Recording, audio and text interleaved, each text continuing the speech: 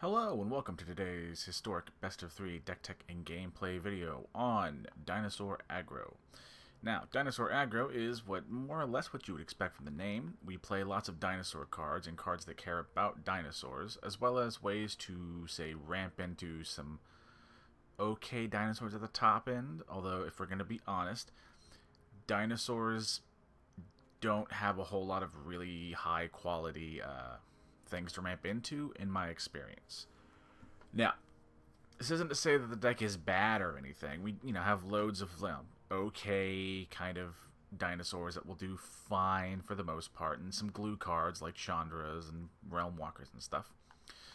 But I will be honest about the deck now, as well as probably I'll also touch on it in the description below.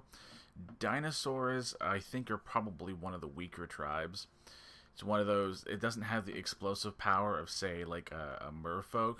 For example, there's no real, lord in Dinosaurs that's available, maybe besides the new Stalwart Speartail, which is what made me want to make this list, as well as the new cards we got from Lost Caverns of Ixalan. So, and the whole point of that being is that because we don't have any, traditional lords, you can't really be that aggressive or that quick like, say, a Merfolk deck can. And we also aren't really a great ramp list, because if you're wanting to keep your ramp targets inside of dinosaurs, there's not that many super impactful to the board dinosaurs to ramp into. So dinosaurs is in a weird spot where it's too slow to be like a good tribal aggressive list, and it doesn't have good enough hits to ramp into with dinosaurs for the most part anyway, or at least what I deem as good. So it lacks the good targets to be like a good ramp deck, so it sits somewhere in the middle and honestly not that great for constructed formats. Now, in the case of Commander, 1,000% I assume it's fun. But this being a 60 card constructed, format style channel for the most part, Dinosaurs is just not that great. So I'm gonna make this video just because I've already spent a couple weeks testing it, and I'm not gonna throw away the footage. But know that going into it, the deck isn't that terribly great. Now, my main deck quibbles aside, the land base, just lands that come into play untapped early on like any other aggressive decks. Also some Ramanov Ruins for free damage. And the sideboard, as they usually are totally understandable sideboard cards. Brotherhood's Inn for sweepers, Ferocodon life gain. Frillback can be a graveyard hate card, or it can be like a naturalized style effect. This is honestly it's kind of cute that this exists as an option for a tech card that is a dinosaur, but all these cute cards aren't, and this sort of harps back on my original long rant about the base deck and about dinosaurs as a good tribe. A whole bunch of cute cards doesn't make a deck constructed viable. It's a fun deck to play, and if you want to be on theme, then by all means. But I would save your wild cards in this one. Anywho, Clothis for more graveyard hate, Jaheira for another source of artifact and enchantment hate, Dampening Sphere for the mono green devotions, and even there's an argument that it's okay in a Gates matchup to make their Baldur's Gate produce only colorless, which is kind of nice. Prowling Serpapod and Chandra Awakened Infernos are answers for the counter-heavy control magic matchups, usually control, but not always. And a couple of Vine Mares against what is probably, and annoyingly, the best single color in the format, which is black. Vine Mare is fantastic against all of the Rakdos mid-ranges of the world. The Hexproof is great, and a lot of those really important cards are black creatures, so you can always chunk in with the Vine Mare itself. Now, that's all for the basics of the list. Don't forget to like the video if you like it, subscribe if you like my grab bag of content and would like to see more in the future, and if you have any sort of questions like I don't have X, what about Y, in the case that you're really that committed to running this list. Now, with all that out of the way, we will go on now to game number 1. And game number 1 with our little dinosaur aggressive list. Go ahead and play first because we have a brain. And we have a curve, so we'll take it for the most part. Sadly, and in yet another instance of negatives for this deck, we don't have any good turn 1 plays that are also dinosaurs. So, in the meantime, we'll play a Pelt Collector on turn 1. If this deck did have some, again, to use Merfolk as the example, which is probably the most strong, or the strongest tribal deck in the format, it has the Shoreline Scouts, it has the Kumena Speaker, there's a couple other one Merfolks that got added with Lost Caverns of Ixalan, whose name I don't know. Merfolk doesn't lack for 1-drops to really get the ball rolling early on. And sadly, dinosaurs just don't have that. Anywho, suppose we'll do a Drover of the Mighty and swing with our Pelt Collector. There was an argument to be made to play the other Pelt Collector, but we do got to try and apply some pressure. Soaring Thought Thief is fine. In that case, we'll do a Ramanop Ruin, playing a Chandra, Torch of Defiance, and then just ping that bad boy away. Probably going to bring in some of the Serpopods and the Chandra Awakened Inferno, since pretty much every Rogues deck I've ever seen has cards like Drown in the Lock, and that's just a bad time. In that case, I think we'll do a Chandra, uptick for some mana. And we will use the new Trumpeting Carnosaur, which I've honestly found, like, more use out of the discard clause for a removal spell. And, you know, sometimes you just get an OK 7/6 that discovers. Oh, don't do that. Yeah. And then we'll get rid of the Carnosaur. Or we'll use the Carnosaur to get rid of the Thought Thief. Go ahead and play the Spear Tail. And man, why? You were fine. Okay, I'll take the win. Oh, I forgot to change that back. I think I'm gonna, yeah, we're gonna bring in Chandras and the Serpopods. Probably a single Clothis, just because there's a lot of, like, bits of graveyard important stuff in these decks. What we're gonna get rid of, the Cinder Mob, they're never gonna be gaining life, so we don't need to worry about that. Almost all of their creatures are flying, or at least the really important ones. And even if they're running, maybe they're running a little more mill heavy, and they have the Ruin Crab thing. So I think we can, maybe they're also running the Ruin Crab card. At which point, it has 0 attack and wouldn't damage our Ripjaw Raptor anyway. So we're gonna probably throw back a couple of those. Now, what I was going to talk about real fast while I have a minute left, I love this Stalwart Speartail. It's a really cool card, and it's fun, and it's not bad, but this is like the closest thing that fucking Dinosaurs has to a Lord. And even then, like, yeah, you get to, like, permanently buff all of the Dinosaurs if you meet a very particular circumstance.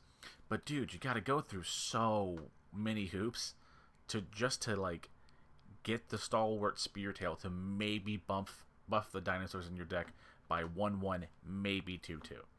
And, like, this card is a perfect example of the troubles that Dinosaurs have, in my opinion, as, like, an aggressive tribe. It's just, they're just better options, and what it does is kind of slow and clunky.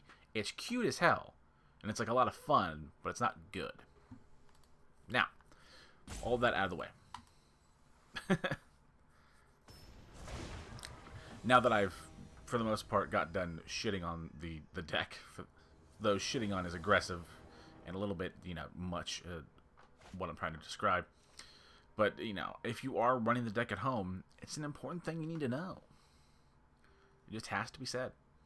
We'll go ahead and keep this. And that's one of the reasons why the deck tech took 5 minutes, because I wanted to be pretty open about like the realities of this deck before, you know, we got too far into it. Well, that stomp would have been very nice. Go ahead, play the stomping ground. Oh.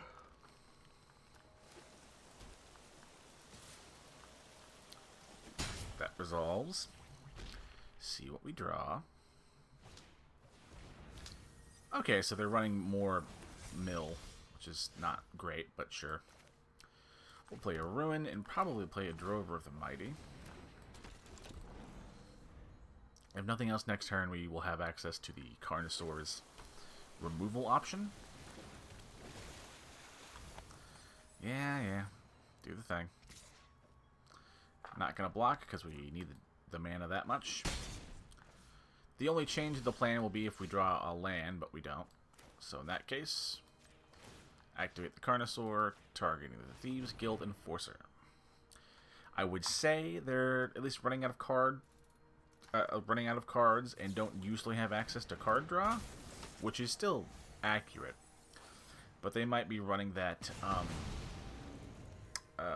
original Eldraine draw 4 card thing or something like that.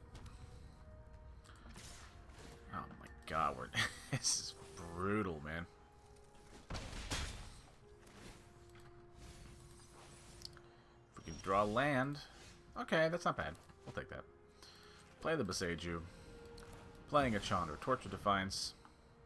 If they have a counterspell, like a whatever the mill one is, Drown the Lock. Yeah, if they had a counterspell, that almost certainly closes the game out for us. Oh my god. But I knew they had Drown the Lock, which makes, in hindsight, or not in hindsight, which reinforces my decision to bring in the Prowling Serpopods. Yeah, we're probably going to get milled out this game, which is, like, not the coolest. So if we do this, we can play the Raptor.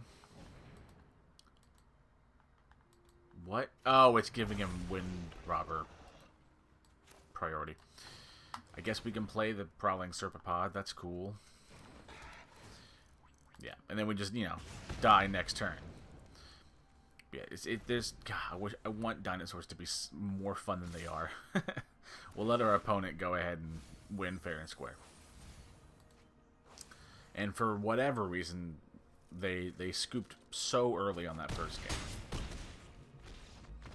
So we will, you know, we'll give it a shot. Maybe we should bring in some Brotherhood's End, actually. The Paleontologist or whatever is like another one of those.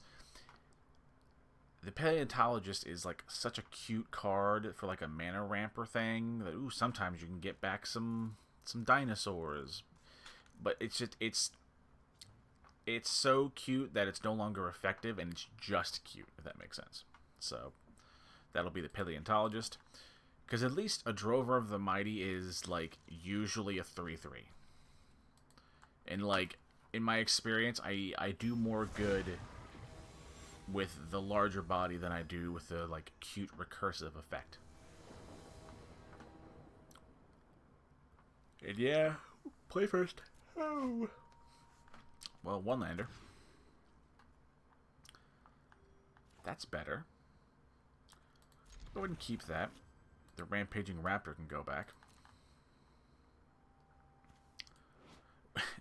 One of the cards that really has like done a good job of like keeping the deck together more than you would think is the Wingbane Ventisar. Because honestly, sometimes like you just need like an extra removal spell, which is like another thing that like, because we're not that explosive, we can't afford in Dinosaurs to just ignore what our opponent's doing and go face. Again, where like a Merfolk can be so explosive and so quick that it can ignore. Like Spirits aren't that fast, but they have so much control tools. They don't mind being slower, and they can afford to like respond to an opponent's board and still kind of keep their main game plan going. But yeah, like Dinosaurs, like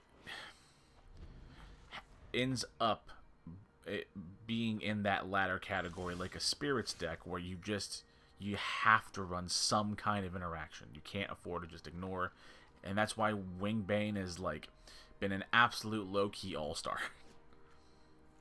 Anywho, all that out of the way, we'll play the said Ventisar, or Vantisar, whatever the hell the name is.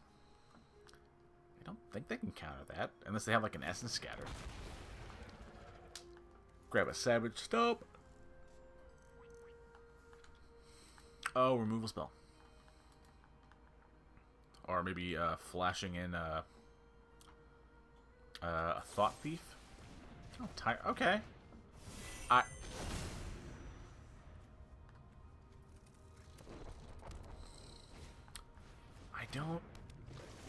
don't know if that was the best play for our opponent to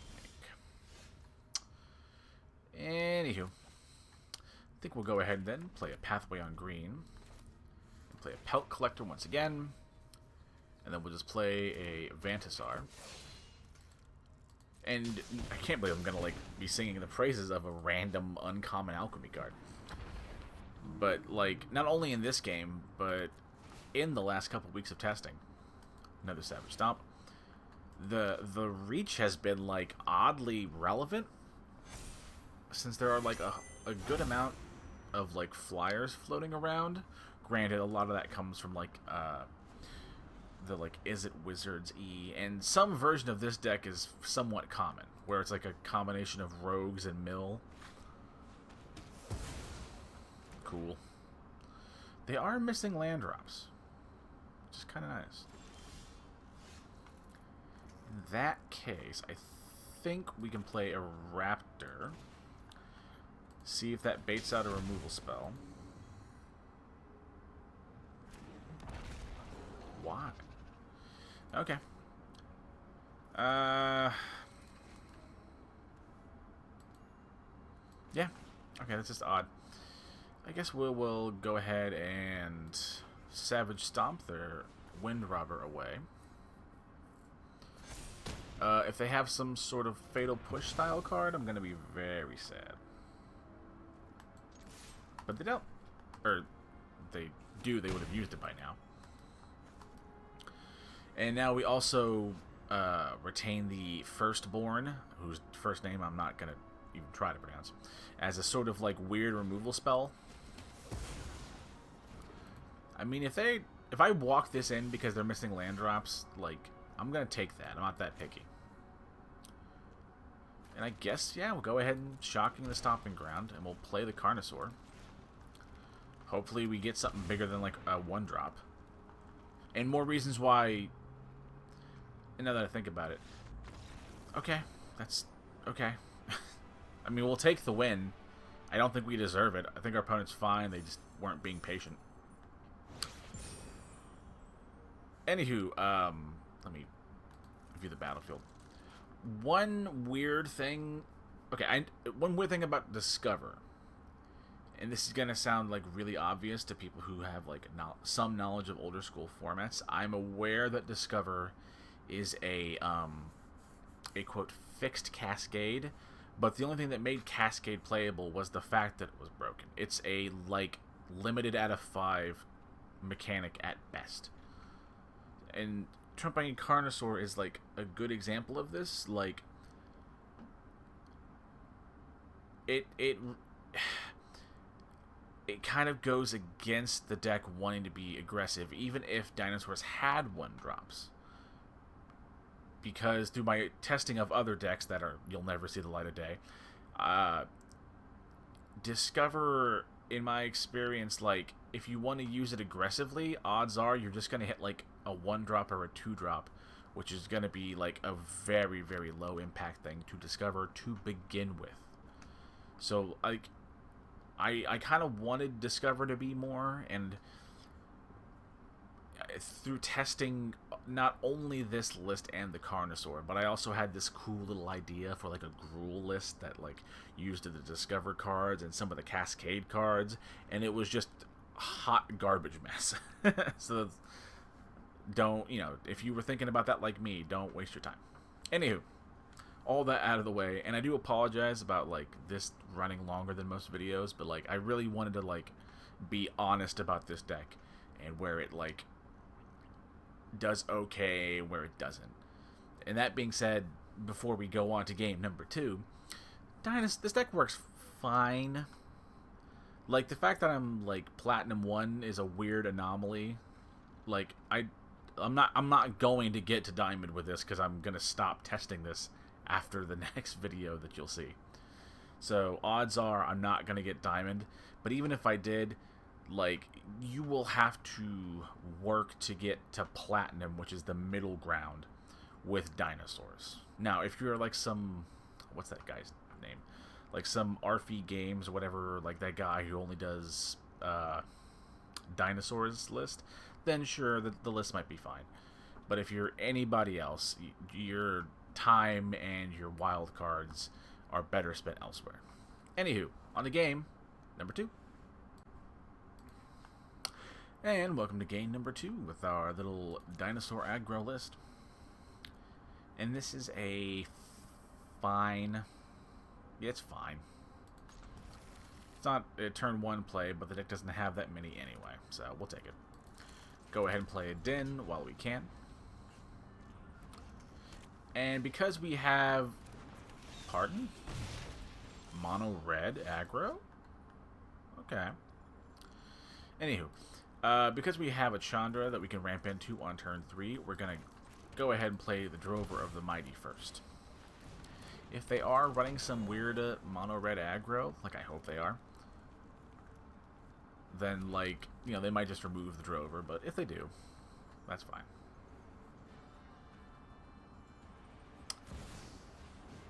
Oh, that has to be. Yeah, it's like mono red aggro.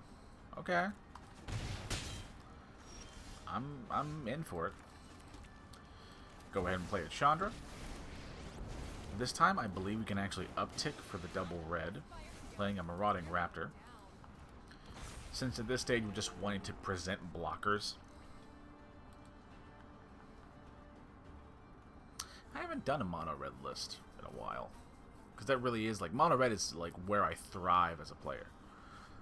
Like, granted, it doesn't, like, speak a lot to, like, how interesting my builds are, but, like, my best performance in Magic has always been with mono red. It's, like, not even close.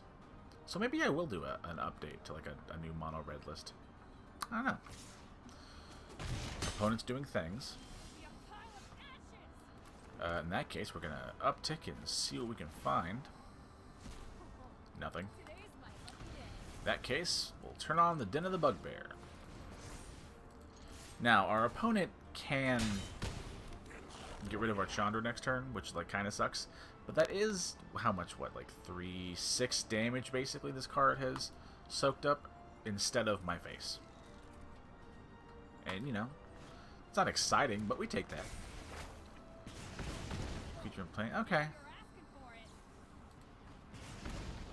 They are doing the thing.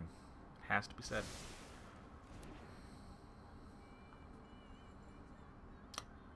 Right, opponent. I say there's no reason to not attack with the Phoenix chick. It can't block. I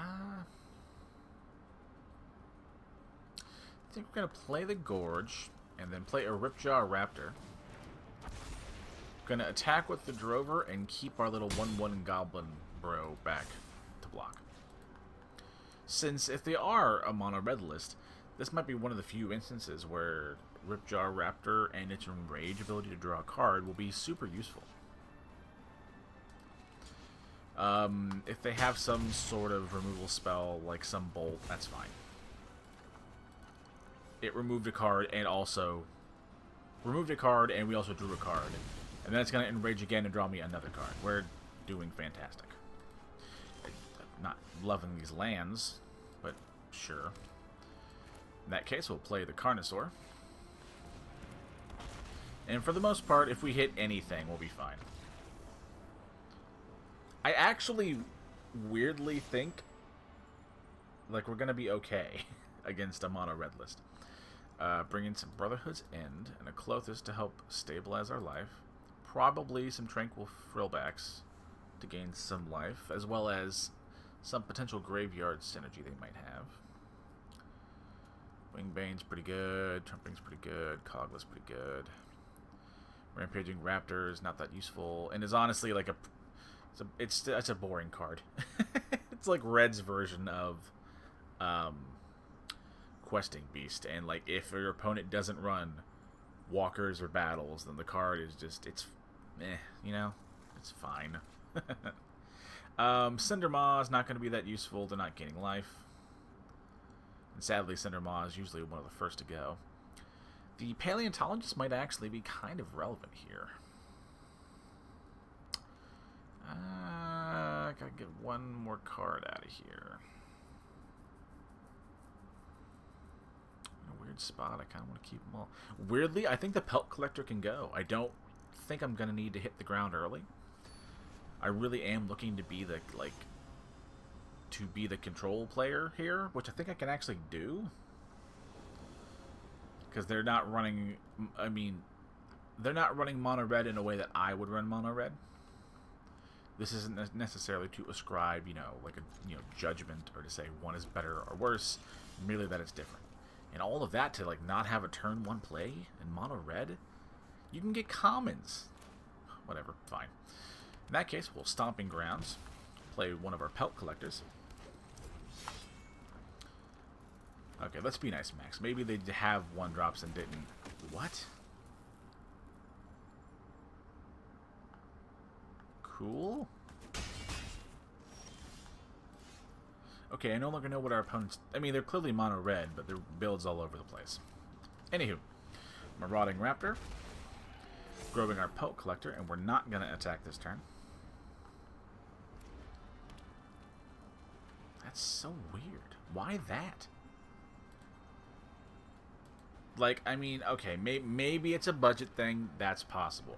But they also have, like, a relatively rare card back and a pet that you need, like, a good amount of, like, gold or gems for. So I would argue if they are new, they probably could have technically done better.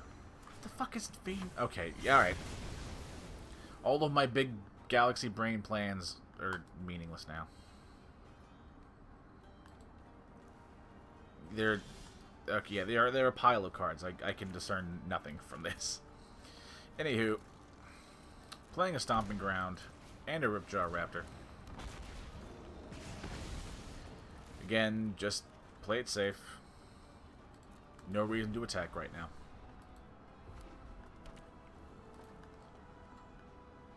Odds are we're just going to play another Ripjaw next turn and do much the same thing. If they attack, we happily block with our Ripjaw.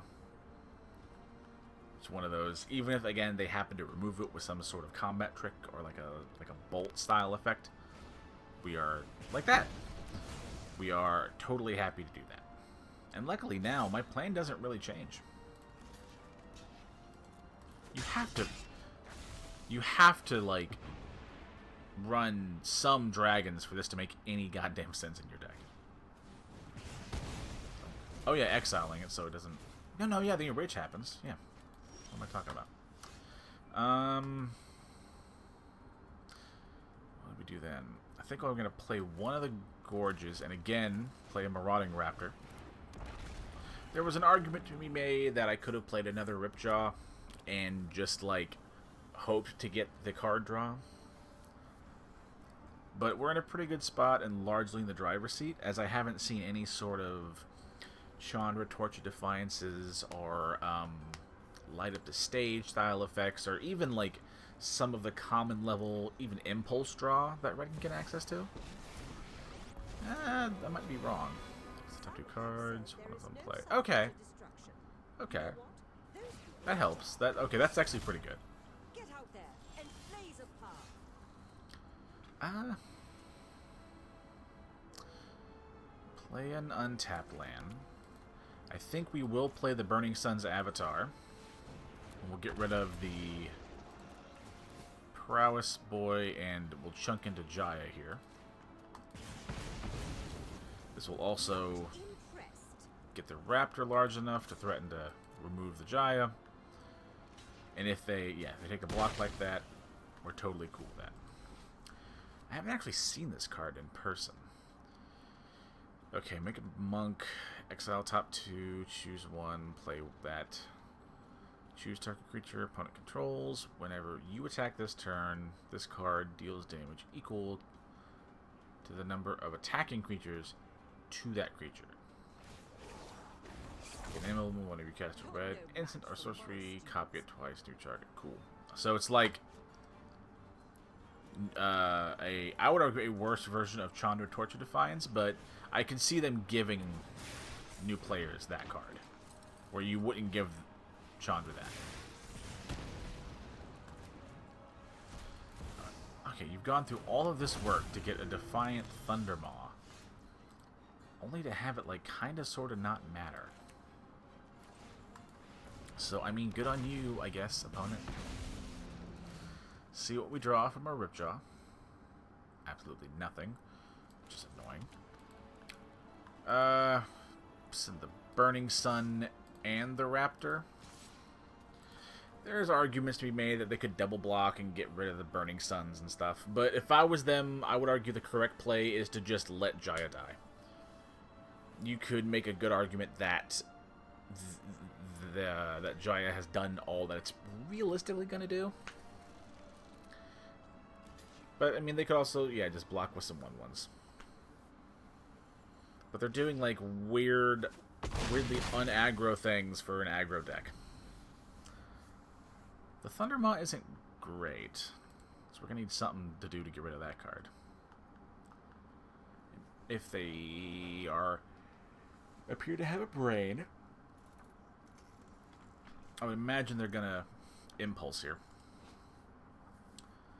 as the 1/1 monk isn't going to do that much. Like, you could down tick it and use it to get rid of, like, a creature. I mean, why? I mean, okay. Let me retract my shit talking. Yeah, but say he just swings and gets 2 of the Defiant Thundermaws. Okay, we might be in trouble. But I would argue that's more so due to the strength of the Thundermaw. But it's not going to matter very soon. Yeah. There's a Stalwart. Guess we can play it. Okay, hang on. How do we just die here? I'm a little confused. 4, 8, 9, 10, 11.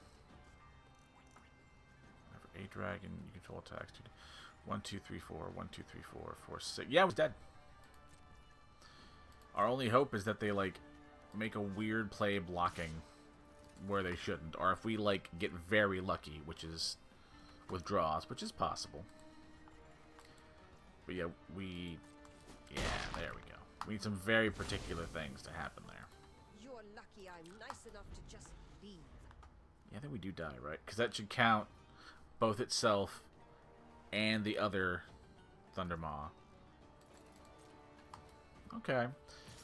Okay, maybe that is good enough, but I would... Okay, maybe...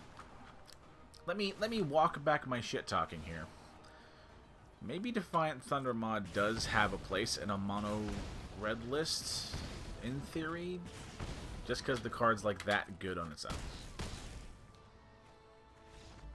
So, I can admit that I might be wrong there. I haven't done a lot of testing with that, so I can't, you know, like, confirm nor deny, but what are you gonna do? I maintain that my sideboarding strategy was correct.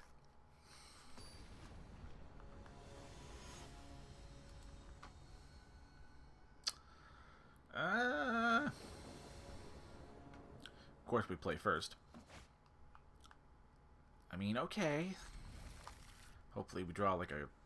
Well, hopefully we draw land, but even if we don't, we can always play the Stalwart on turn 3.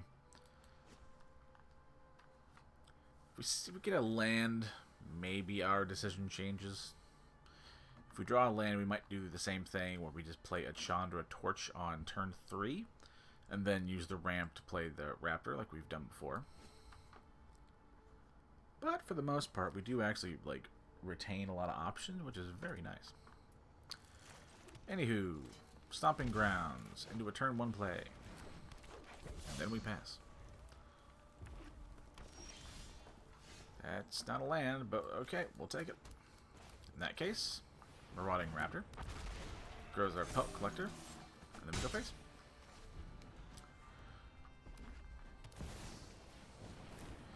In another, oh yeah, I think that's actually happened in game 1 too. In another bit of weird non-synergy, you got to be careful when playing a Marauding Raptor and also a Paleontologist, because the Raptor will kill our little Mana Dork, which is a problem. It has to be said. I think I actually need to do it in this weird order, where we're gonna play a Stalwart first. That way it lives, and then we'll play a Marauding Raptor. Because sadly, the Stalwart doesn't buff itself when it's damaged. And this allows us to retain the Spear Tail for next turn. And if we draw a land, we can play a Chandra. And if we don't, we can just attack and swing with a Spear Tail and manually trigger its Enrage ability with the second line of text. Our opponent was arguably fine, but to be fair, I guess they needed a lot of removal. I gotta be honest, I did not think I was gonna win this game, or either of these games, if we're gonna, like, be honest. Or, yeah. Let me rephrase that. Any win that happened in this game, I was very surprised that it would happen. I still think the deck is pretty weak, and I'm probably not gonna revisit it anytime soon, unless we get another set with awesome new dinosaurs, which is possible. So while the deck is fun and you can get wins, and if you really like dinosaurs and you want that to be like your first Magic deck or your first like historic deck, if you really like it, then go ahead. You'll have fun, and you'll do okay. You can grind out your quest and stuff and your daily wins. That first 4 daily wins gold every day, and you'll be okay. But if you want a deck that's gonna like potentially climb you real high or get like really good long-term value, I maintain that I don't think that this is the list to do that with in its current form. Of course, who knows what gets printed in the future, that should be self-evident. Anywho, with that all out of the way, don't forget to like the video if you like it, to subscribe if you like my grab bag of content and would like to see more in the future. And if you have any sort of questions like, I don't have X, what about Y, go ahead and leave those down in the comments below. Thank you all for watching, and I'll see you in the next one. Bye-bye.